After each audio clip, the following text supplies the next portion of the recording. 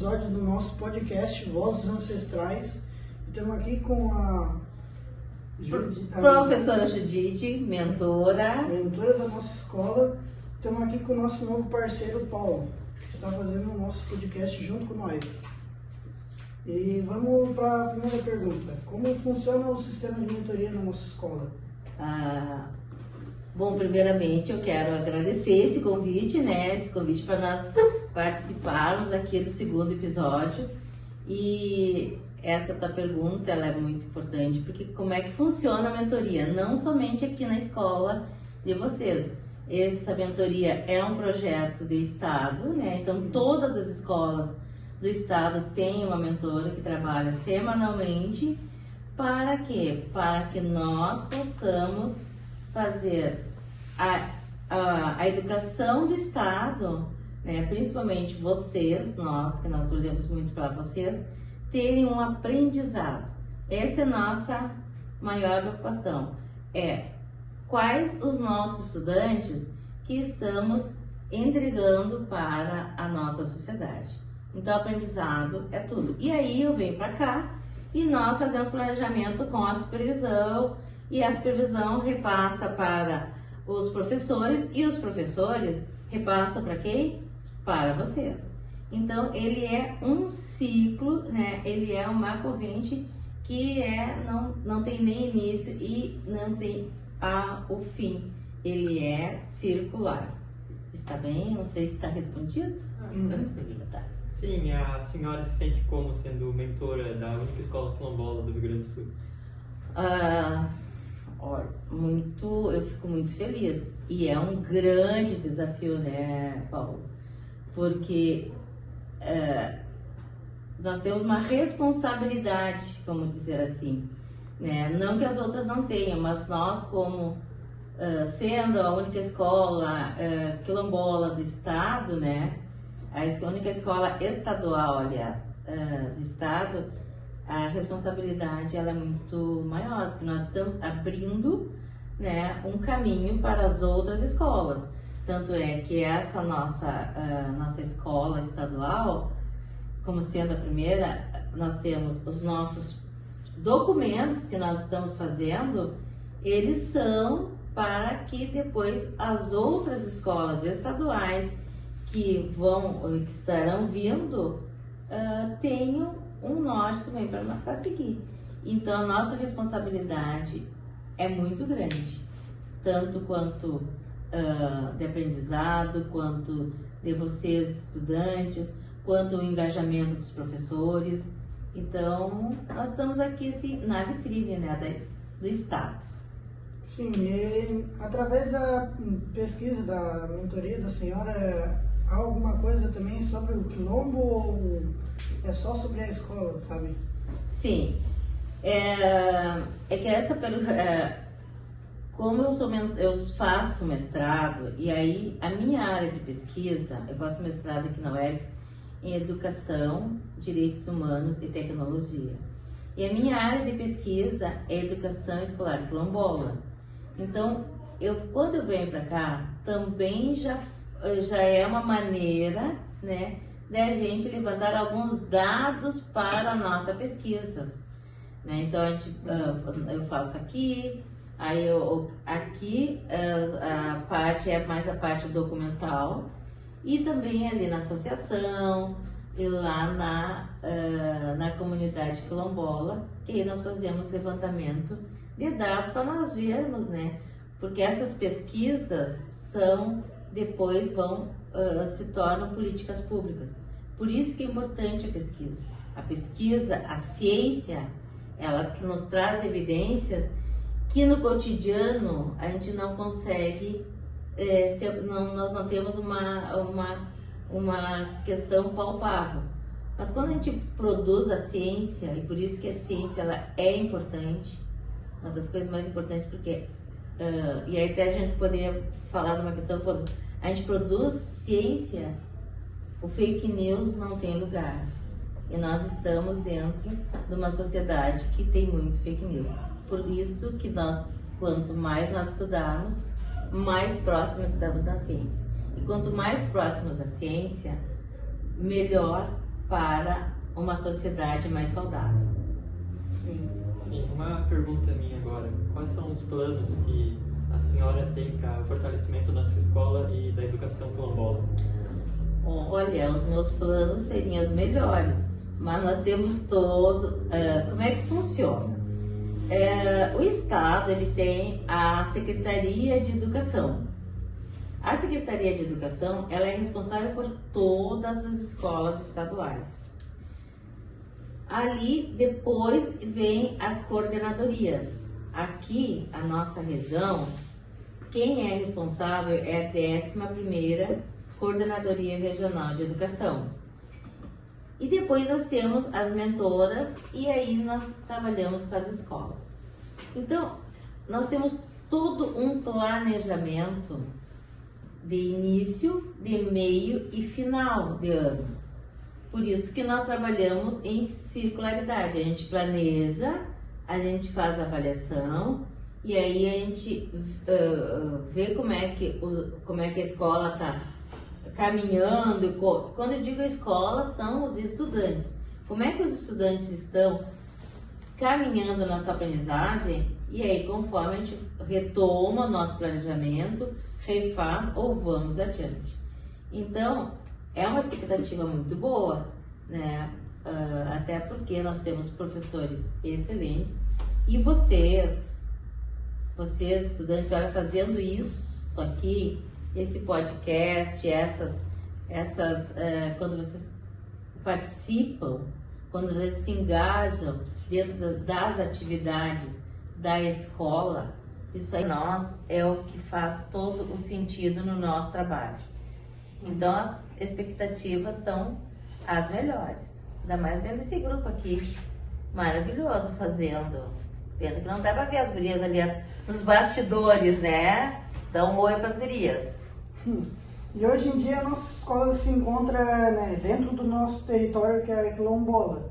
Mas eu queria te perguntar aqui, dentro desse cenário que nós alunos podemos fazer para manter o florescimento sobre a cultura quilombola, qual é que é o fortalecimento que a gente tem sobre essa cultura, tipo o aprendizado e essas coisas aí? Tá. Tem algum reforço?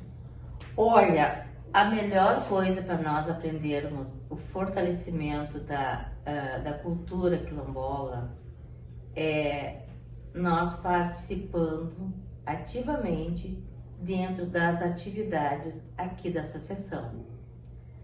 A associação, ela mensalmente, no último no último sábado do mês, ela tem umas atividades aqui na associação. E essas atividades, elas são abertas para o público. Então, como é que nós podemos fortalecer? Nós temos aqui a nossa associação que pode vir aqui para a escola, né? Partindo do convite, inclusive, de vocês, da curiosidade de vocês, de conhecer esta cultura.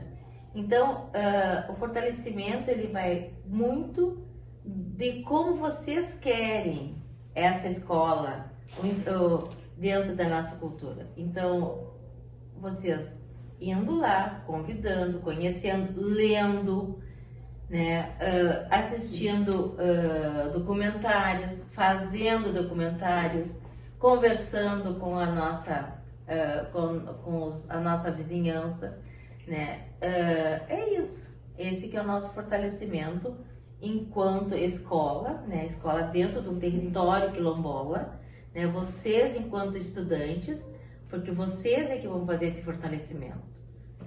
Nós, professores, somos apenas uma ferramenta para levar vocês. Mas a curiosidade da escola, que é a partir de vocês, é que vai fazer toda essa diferença. Nós não temos como fazer vindo de cima para baixo. Essa curiosidade e esse pertencimento é de vocês. Ele é muito do que vocês anseiam, de qual sociedade que vocês querem ter, sabe? Isso aí perpassa por vocês, não é por nós. Nós somos apenas os mediadores de vocês. Né? Então, quando a gente conhece uma cultura, quando a gente conhece as nossas raízes, as nossas ancestralidades, a gente começa a entender, a gente começa a respeitar o outro, começa a respeitar a religião do outro, começa a respeitar a cultura do outro. E isso é muito importante. Dentro da nossa sociedade, é para isso que a escola está. É para nós fazermos esta sociedade melhor. Sim, quais são os maiores desafios que a senhora teve como mentora? São não só da nossa escola, sim da arquitetura. Olha, os desafios, né?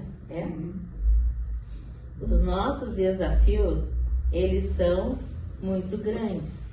E eles são um desafio diário, porque nós trabalhamos com pessoas. E pessoas é nossa matéria-prima ela é a mais frágil, é mais importante dentro de toda essa trajetória. Então, ele é um desafio constante, é muito estudo, porque a gente tem que estudar muito, e trazer também essas nossas expectativas de um bom aprendizado, né? um bom professor. Então, é sobre isso, são esses nossos maiores desafios. E o que a senhora aprendeu como mentora na nossa escola? Que ela é diferente, né? Ela tem a questão do quilombo e coisa. A gente aprende sempre. Sim. A gente acorda já aprendendo. Então, quando eu entrei aqui nessa escola, e eu tenho um carinho muito grande por ela, eu aprendo todos os dias. Hoje mesmo eu estou aprendendo aqui com vocês a gravar um podcast. Então, é um aprendizado. É através da mentoria. E assim, te dando esse exemplo, né, trazendo exemplo para vocês, nós temos muitos aprendizados. É diário, todas as segundas-feiras que eu chego aqui, é outro dia, são outros desafios, são os nossos estudantes que a gente conhece. Tu eu já conhecia, eu já conheço faz tempo, o Paulo hoje eu acho que eu estou conhecendo pela primeira vez. Então são desafios da gente conhecer sempre. O nosso podcast faz parte do componente Projeto Integrador. São metodologias inovadoras. O que a senhora pensa dessa nova forma de abordagem? Olha, eu acho que vocês estão de parabéns, porque essa nossa sociedade, aí eu volto novamente, né? A nossa sociedade, ela precisa de metodologias inovadoras. É uma nova sociedade que está posta aí. Então, vocês, quando vocês estão fazendo isso, vocês estão mobilizando muitas habilidades de vocês, que não apenas ler um livro, não apenas fazer uma repetição. A gente lê, a gente aprende, né? E vocês transformam isso nessas metodologias. Então, quando esta é a maneira de vocês aprenderem através do podcast, isso aí é muito bom. Eu acho excelente. Porque olha só, vocês tiveram que fazer uma pesquisa, vocês tiveram que saber comigo, quem sou eu, vocês gravaram nas nossas chamadas, nós tivemos que trabalhar nosso tempo. Então são várias habilidades que a gente trabalha. E principalmente trabalhar uma afinidade, trabalhar em grupo, que não é fácil trabalhar em grupo, mas vocês conseguem fazer isso aí direitinho, cada um fazendo o seu trabalho, o trabalho ele tem sucesso. Então essa é uma metodologia excelente. E como a última pergunta, para a gente encerrar nosso podcast, a senhora adquiriu algum conhecimento com a nossa escola sobre o longo do tempo que a senhora começou a trabalhar aqui até agora? Muito conhecimento, né? Como já a gente falou aqui, a gente aprende sempre, né? A gente vai aprendendo, A gente vai conhecendo vocês, conhecendo como é que é a estrutura da escola, conhecendo como é a comunidade, conhecendo. E é o conhecimento que move o mundo. E a curiosidade. Quando eu vim para cá, eu tive muita curiosidade de conhecer, de saber como é que funciona. E as coisas, elas funcionam, né? Através de conhecimento, através de planejamento, através dos professores, através de vocês. Porque a escola, sem vocês, não é nada, é só parede, né? Quem dá vida para a escola são vocês, exatamente. Então, este conhecimento aqui que vocês, olha só, hoje vocês estão me ensinando aqui. A gente vai aprendendo também. A gente aprende, né? Porque é isso, porque a gente aprende, a gente conhece, a gente aprende, ensina. Quanto mais a gente ensina, mais nós aprendemos. Já diz nosso Paulo Freire.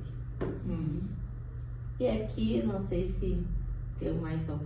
Ao encerramento agora. Ao encerramento, eu quero trazer uma frase do Nego Bispo, que ele é nosso pensador quilombola, e ele faleceu o ano passado, e ele traz uma frase que eu acho quando a gente, e é isso aqui que nós estamos fazendo.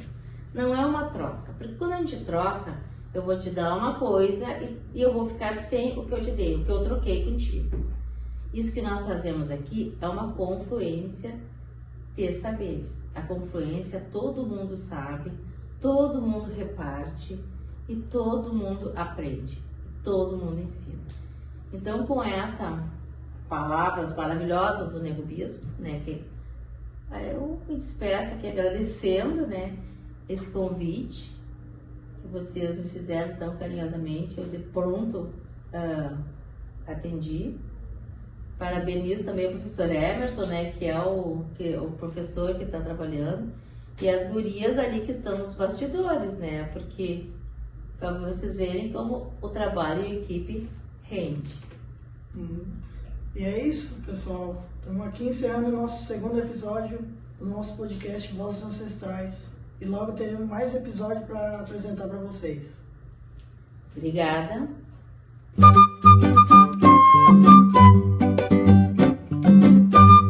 Esta é a maneira de vocês aprenderem através do podcast. Isso aí é muito bom. Eu acho excelente. Porque olha só, vocês tiveram que fazer uma pesquisa, vocês tiveram que saber comigo, quem sou eu, vocês gravaram nas nossas chamadas, nós tivemos que trabalhar nosso tempo. Então são várias habilidades que a gente trabalha. E principalmente trabalhar uma afinidade, trabalhar em grupo, que não é fácil trabalhar em grupo, mas vocês conseguem fazer isso aí direitinho. Cada um fazendo o seu trabalho, o trabalho ele tem sucesso. Então essa é uma metodologia excelente. E como a última pergunta, para a gente encerrar nosso podcast, a senhora adquiriu algum conhecimento com a nossa escola sobre o longo do tempo que a senhora começou a trabalhar aqui até agora? Muito conhecimento, né? Como já a gente já falou aqui, a gente aprende sempre, né? A gente vai aprendendo, a gente vai conhecendo vocês, conhecendo como é que é a estrutura da escola, conhecendo como é a comunidade, conhecendo. E é o conhecimento que move o mundo. É a curiosidade. Quando eu vim para cá, eu tive muita curiosidade de conhecer, de saber como é que funciona. E as coisas, elas funcionam, né?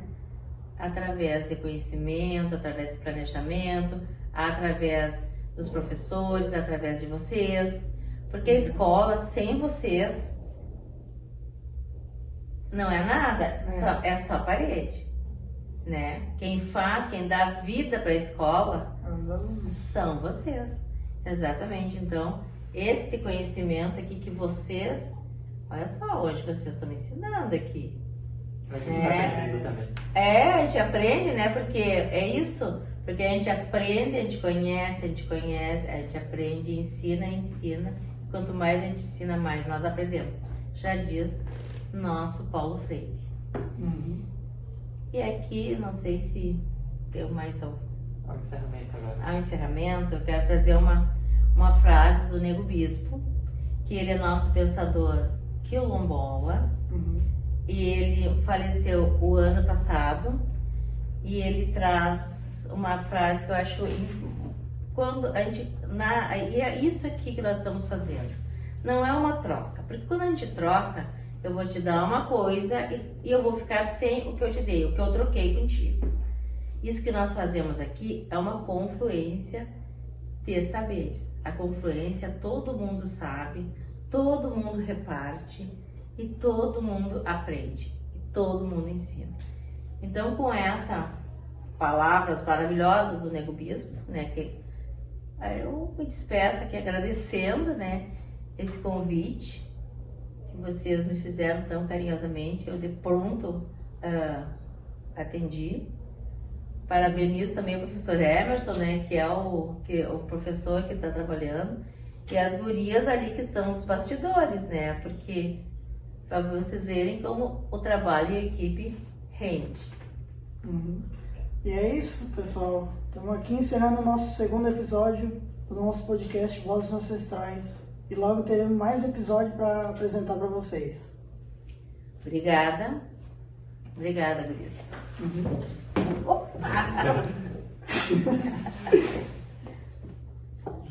Já podia ter.